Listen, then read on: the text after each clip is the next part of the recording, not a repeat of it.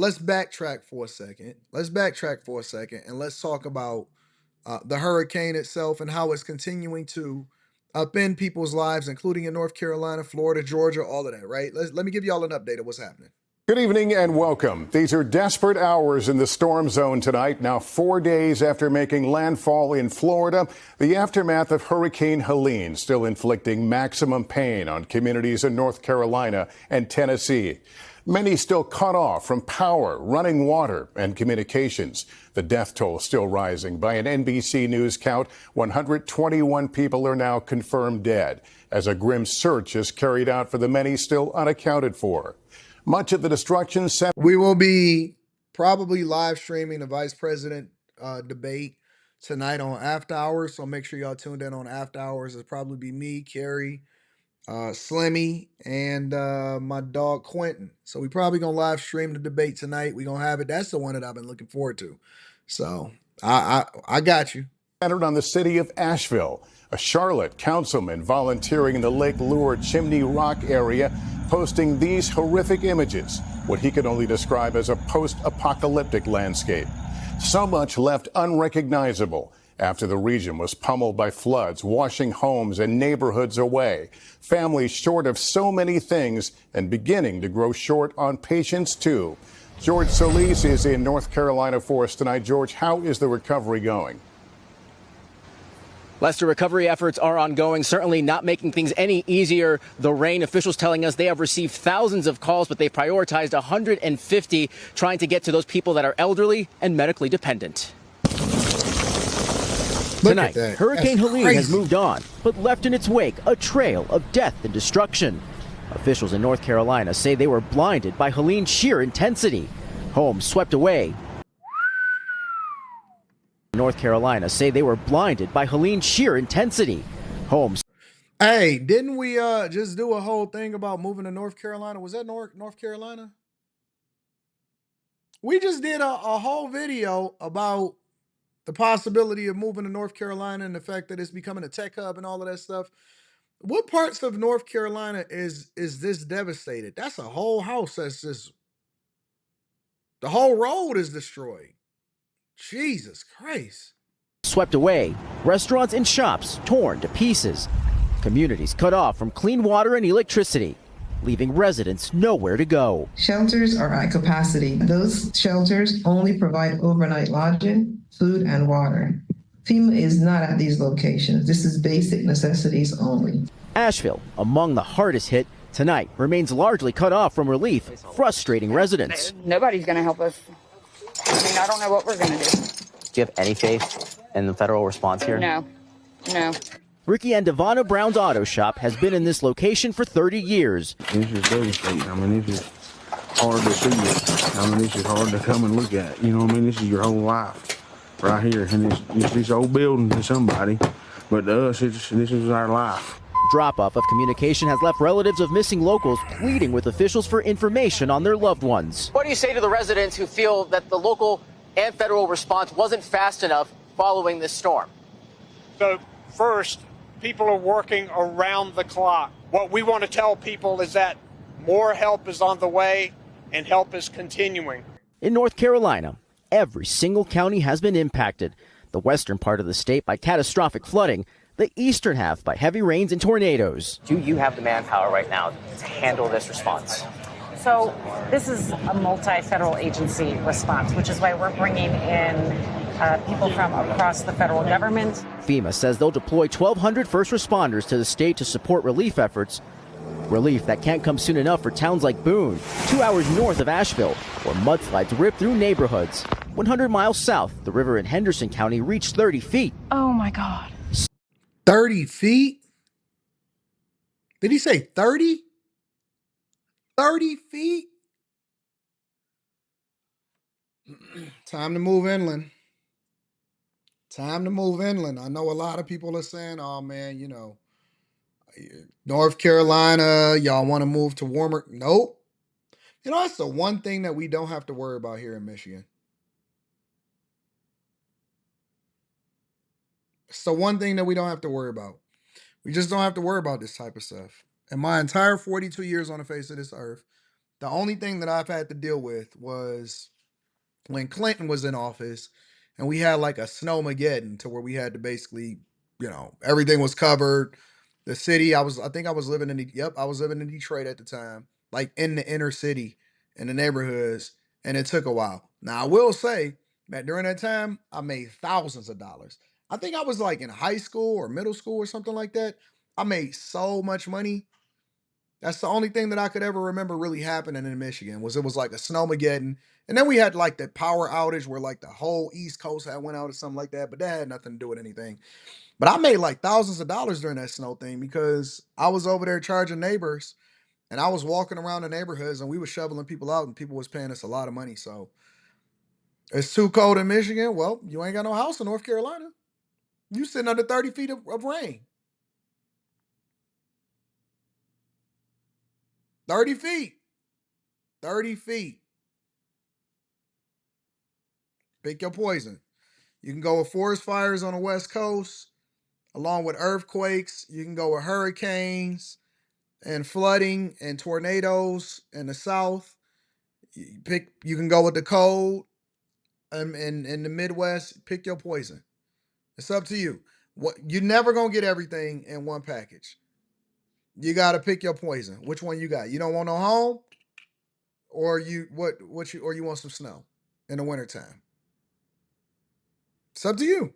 Smashing all previous flood records. Rivers and lakes jam with debris. Back in Asheville, residents don't know where to even begin. It's a lot of work, destroyed a lot of things that I loved, of course, and my business and my job and my livelihood and all that. So, I don't know. And George, what is the status of the communications right now in Asheville? Lester, conditions are only slowly starting to improve. There is better service here, and word tonight from the White House that the president will be in North Carolina on Wednesday. Lester? All right, George. Is that tomorrow? When did the Hurricane Helene come through?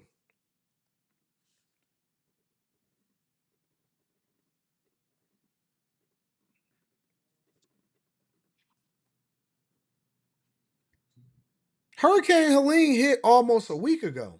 About a week ago. It was like 5 days ago, 4 or 5 days ago, right? Because they destroyed it was over there beating up on Cancun and all of that stuff, right? And then it hit landfall late last week. And they talking about they're gonna show up on Wednesday? What, y'all got something better to do? What else you got to do? You ain't got nothing better to do? Thursday, Friday. Y'all said Thursday, Friday last week. So now you telling me you gonna pull up 6 days later? 6 days later, you gonna come through to survey the damage. Is this similar to what I remember when George Bush flew over Louisiana, flew over New Orleans and Louisiana when they had the levees, when they did the levees, and they basically flooded out the area? You gonna pull up 6 days, 7 days later? They got all the response in the world for Ukraine. All of the energy in the world to make sure that they fight for reproductive rights.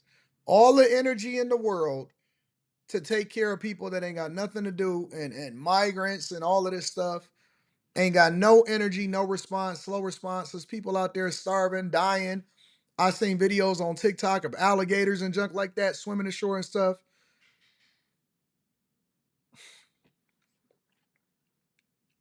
This is your leadership. So they failing at the ports, they failing when it comes to natural disasters, and they failing when it comes to make sure that they support American citizens. So they just failing. Everything is a fail. Elise, thank you. In neighboring Tennessee, an agonizing wait for so many who have yet to hear from missing loved ones, and harrowing stories of those who made it to safety and those who did not. Priscilla Thompson is there. Priscilla, what challenges are crews facing now in this search effort? Is Biden asleep at the wheel? Well, Lester, the challenge here is massive debris piles like this one as the search for the missing intensifies. Tonight, the floodwaters in Tennessee have receded. But the pain is still flowing for some families. They are just desperate to find out where she is, if she's been found. They just want news. Rosa Andrade and Monica Hernandez Corona are among the 150 people still unaccounted for in Tennessee, officials say, after 3 agonizing days. Authorities say more than 100 responders are scouring debris, as today efforts shifted from rescues to recovery. They confirm only 3 storm-related deaths in the state so far. What do y'all do? Do y'all rebuild? Y'all just put the roads back and y'all start to rebuild your houses and then y'all just wait for the next natural disaster to come through? How do you deal with something like this? They used everything they had. Because I'm gone. I'm gone. I'm moving to a whole nother place. I'm moving to a safer place. It's better for my family. Save life that day. Some were saved. We're still searching for some. We all have hopes that we will find some more alive. Relatives say Rosa and Monica were working at Impact Plastics factory when the water began to rise, and that they got into the back of a semi-truck trying to escape. A man who says he was also on that truck posted this video online, showing water rushing by as cars and yellow pipes floated away. Their family members were in the back of an 18-wheeler holding onto pipes, calling 911 for help, and that help didn't come. In a statement, Impact Plastics says when the parking lot and service road began to flood, employees were dismissed, but that some remained. So wait, y'all was still working? Y'all was still working at Impact Plastics when the waters was coming in and it was like, all right, y'all can go home now? I'm staying. This is dumb. This is so dumb. Boarding a neighboring company's truck as the flooding intensified. That truck tipped over, Impact Plastics says. 5 people were rescued by helicopter, but 6 others were never found. We are devastated by the tragic loss of great employees, the company wrote. Loss made all the more painful by the wait for answers. They are really grieving, and all that they really want is closure. They just want closure for their families. Priscilla Thompson, NBC News, Irwin, Tennessee. This disaster is already having an impact on the presidential campaign, with former President Trump on the ground in the storm zone in Georgia, while Vice President Harris just spoke at FEMA headquarters in Washington. Garrett Hake now has that part of the story for us. Tonight, former President Trump visiting the storm zone in Valdosta, Georgia, coming with Franklin Graham's aid group, bringing trucks loaded with supplies and fuel. We're here today to stand in complete solidarity with the people of Georgia. And hammering Vice President Harris for not being there herself. Of course, the Vice President, she's out someplace campaigning, looking for money. The quality of the federal storm response could have a major political impact on the Vice President, who's hoping to repeat President Biden's narrow 2020 Georgia win. Harris was briefed aboard Air Force Two, cutting campaigning short in Las Vegas to return to Washington, meeting with FEMA officials tonight. We will do everything in our power to help communities respond and recover. I plan to be on the ground as soon as possible, but as soon as possible without disrupting any emergency response operations. Trump also accusing the White House. How do you disrupt? You're the Vice President of the United States of America. How do you get there as soon as possible without disrupting the current what slows down the current operations with you being there and seeing exactly what's going on? Let me just replay that, because I'm sorry. We will do everything in our power to help communities respond and recover. I plan to be on the ground as soon as possible, but as soon as possible without disrupting any emergency response operations.